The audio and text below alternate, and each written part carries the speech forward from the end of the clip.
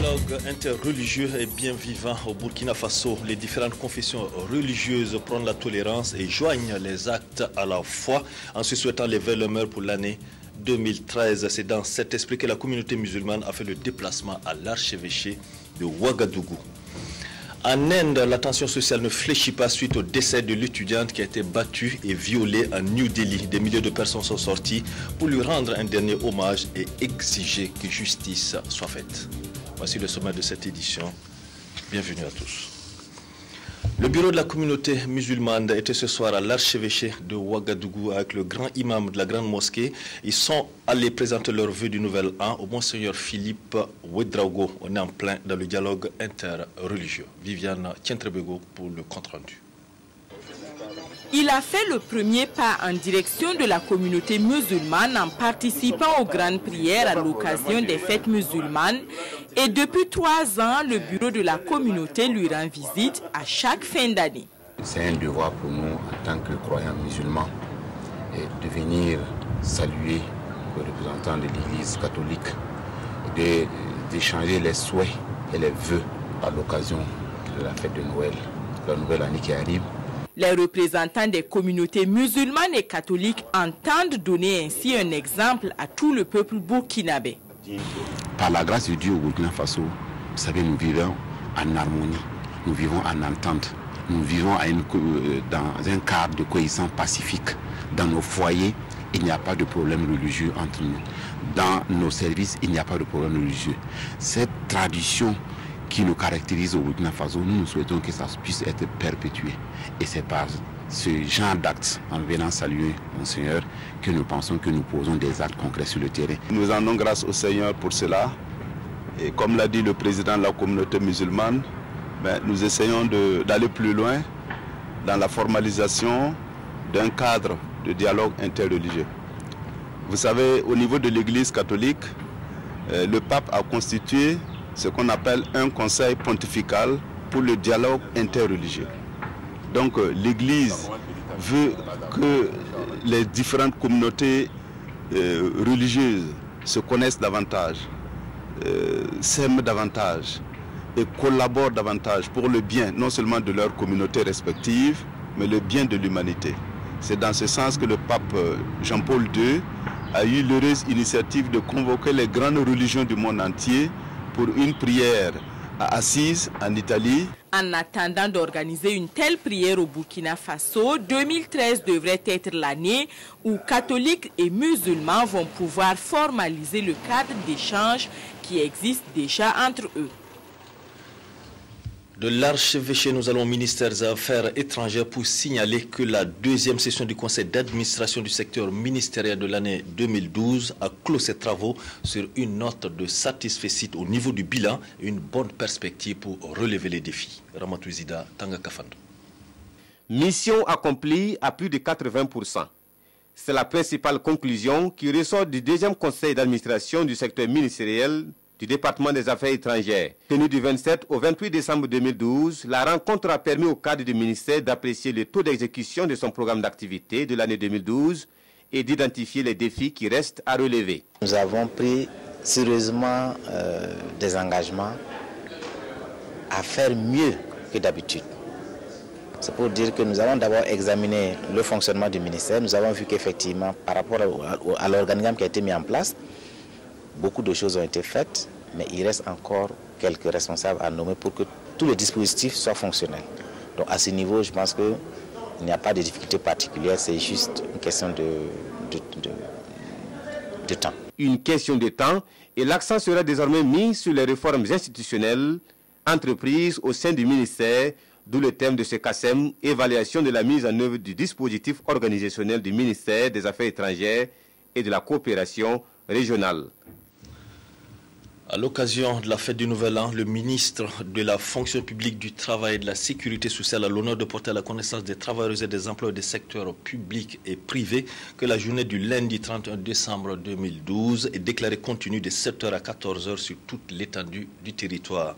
Il rappelle aux employeurs et aux travailleurs qui devront s'organiser pour assurer le travail dans les services à activité continue. C'est signé pour le ministre et par délégation le secrétaire général Koudbi Sinaré, suite du journal Détente, sauvegarde la biodiversité et culture éco-citoyenne, le tout de manière vraiment ludique. C'est l'ambiance qui s'est dégagée à Fadangourma au salon de la faune de Goulmou. Sur place, Tanga Kafando nous fait revivre ces instants. Sur la ligne de départ, 7 équipes de piroguiers venues essentiellement de la Compiègne.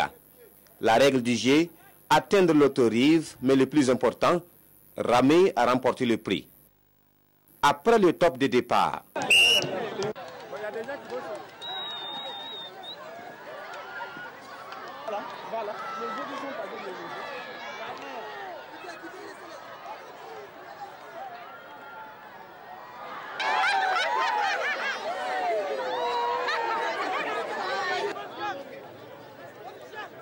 à l'arrivée, Hassan Amani en tête, suivi de Haruna Amadou et de Afou Maïga. Le premier reçoit une pirogue, un vélo VTT, une somme de 50 000 francs CFA et des t-shirts. Le deuxième reçoit une pirogue, une somme de 30 000 francs CFA et des t-shirts.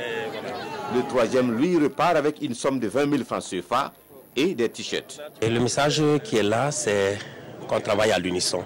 Vous voyez, le peuple est sorti, le peuple est content, le peuple attend de ses dirigeants que de temps en temps, ils puissent organiser des espaces récréatifs associés aux espaces pour les leviers économiques afin que le pays avance, afin que la région avance, pour pouvoir créer de nouvelles opportunités, pour pouvoir développer la région et le pays en général. Comme cette course de piroguiers, beaucoup d'autres activités ont meublé le programme de la première édition du Salon de la faune et des ressources induites, Safari international du Goulmou, tenu du 20 au 22 décembre dernier à Fadangourma. En exemple, l'opération Zéro sachet plastique. Des centaines d'enfants ont débarrassé la ville de ces déchets plastiques et se sont fait par la même occasion des petits sous.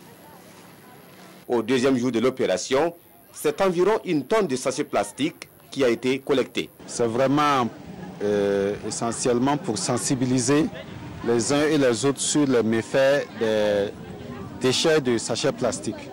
Donc pour dire que ces sachets plastiques-là, il faut les collecter et les mettre en lieu sûr. Donc ce qu'on fait, c'est qu'on motive ceux-là qui viennent pour ramasser les sachets. Donc pour 1 kg de sachets ramassés, c'est 100 francs CFA. Autre pan de l'événement, l'excursion touristique organisée au profit des participants et des élèves. Ici, c'est une école, mais pas celle que l'on a l'habitude de faire dans les salles de classe. Le guide est le maître pour la circonstance. Il connaît bien la forêt, ses habitants et leur système de vie.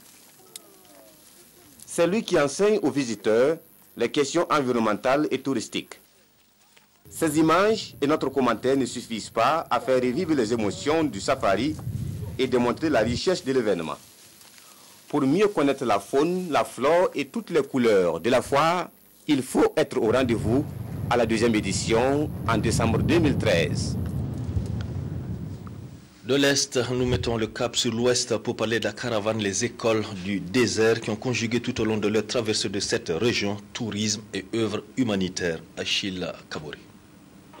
Un jour nouveau se lève pour les élèves de Kokoma et de Kangoura dans la Leraba. La caravane dite Les Écoles du désert est passée par ici. Et sur le long de son passage, elle laisse des traces de bonheur pour le monde éducatif. Plus de 8 tonnes de fournitures scolaires sont restées cette année dans la zone traversée. À en croire le coordinateur des Écoles du désert, cette caravane recherche 2 objectifs.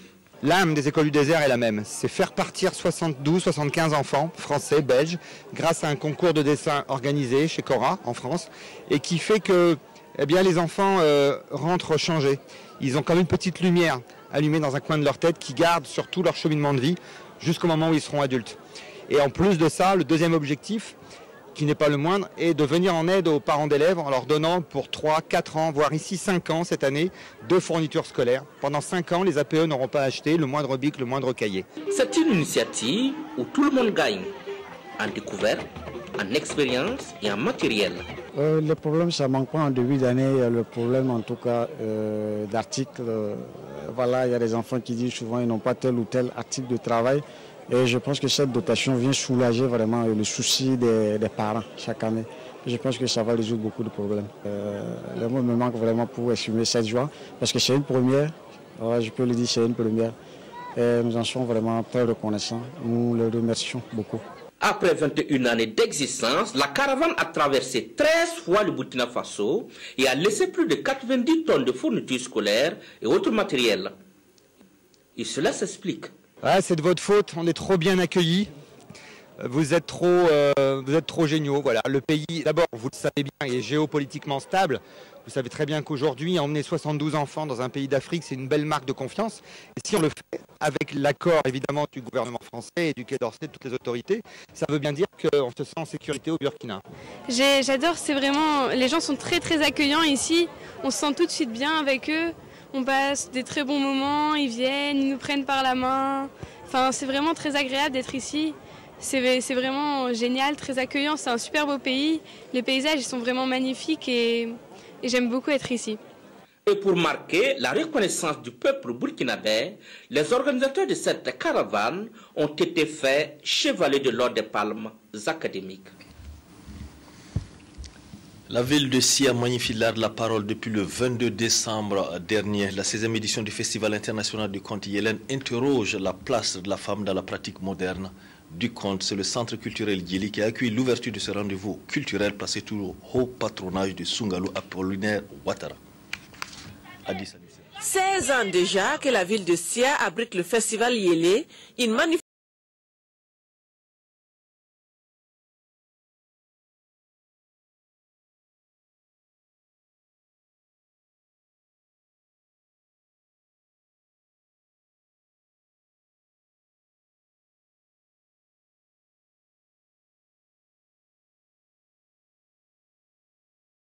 à travers le conte. Voilà, c'est pour ça que nous avons choisi comme thème la place de la femme dans la pratique moderne du conte. En choisissant de vous pencher sur la place de la femme au cours de cette édition, vous lui donnez toute sa place d'éducatrice, de conseillère, mais aussi de formatrice. À travers ce festival, c'est l'art du conte qui est décliné sous toutes ses formes. En 16 éditions, le festival Yélé a grandi et est devenu international. Le festival Yélé a accouché de d'autres petits, il y a d'autres festivals au Burkina, mais ailleurs. On a aussi formé des gens qui sont venus de d'autres pays et qui ont donné pas mal de petits partout. Donc, 16 ans de bonheur, 16 ans, on constate, on fait un bilan. On dit on a fait pas mal de choses, mais on s'est dit que ce qui est à faire est encore plus que ce qui a été fait. C'est-à-dire que créer les choses, c'est bien, les pérenniser, c'est mieux. Donc,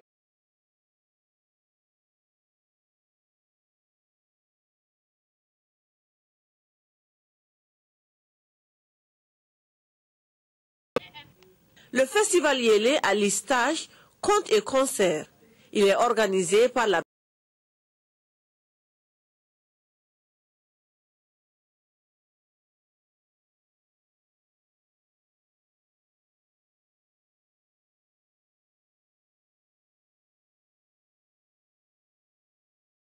Son intention est Grand Prix cycliste de l'année 2012. Mathias Drabo, Victorien Marienne.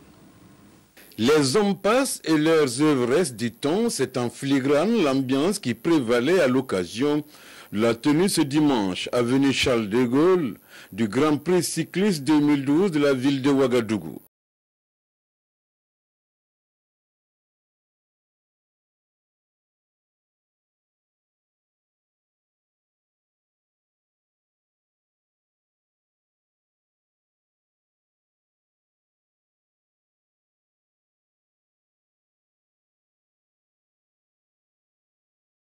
De part réel de cette compétition cycliste donnée pour la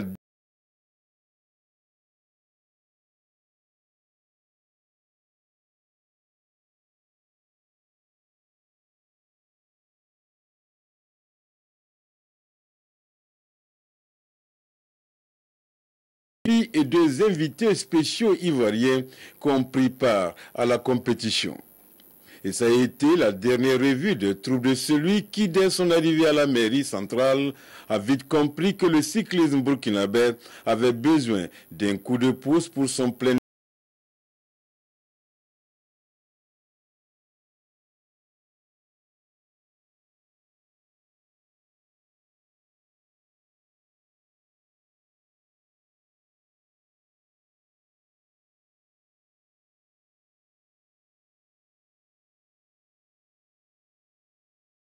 forge défenseur de couleurs de 8 clubs, dont ceux des 2 nouveaux barons du cyclisme burkinabé, l'AS Bessel et Tanalyse.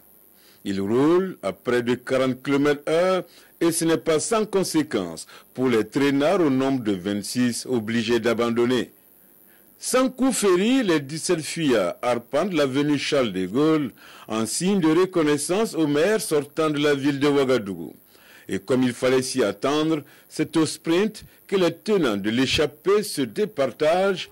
Salfo Bikenga de l'AS Bessel et Rasmane Ouedraogo de Tanalyse, les plus en vue, maillot jaune 2011-2012 du Tour du Faso, se sont disputés le leadership de fin d'année.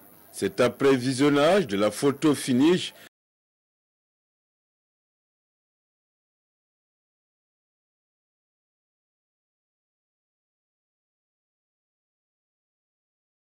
départ, 15 clubs et «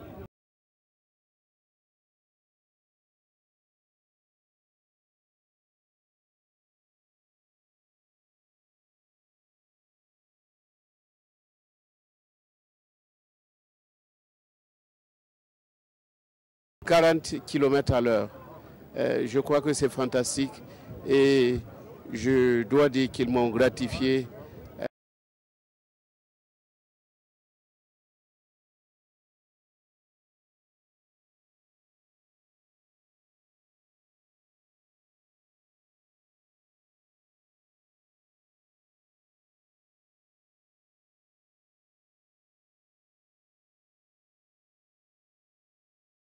à 200 000 francs pour le vainqueur, plus la coupe. Bref,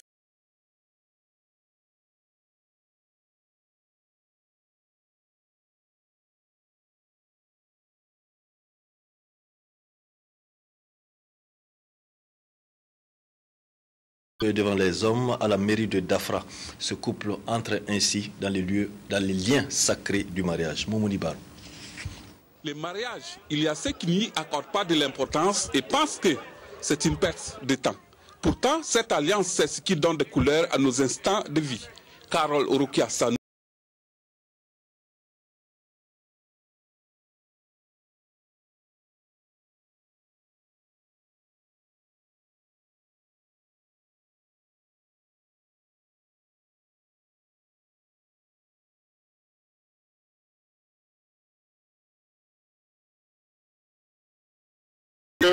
Zongo Mohamed Lamine. Présent. Consentez-vous à prendre pour épouse Mademoiselle Sanou Ouidia Rokia ici présente? Oui. Mademoiselle Sanou Ouidia Rokia. Consentez-vous à prendre pour époux Monsieur Zongo Mohamed Lamine ici présent? Oui, je le veux. Après la mairie, le cortège s'est ébranlé en direction de la paroisse Saint-Vincent de Paul de Kokor pour le sacrement de mariage et là, également même ambiance solennelle. Carole, je te donne cette alliance, signe de notre amour et de notre fidélité.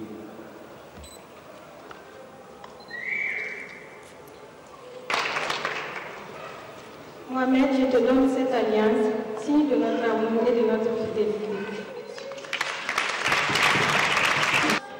Après l'église, c'est le moment de prendre un repas festif dans un cadre convivial.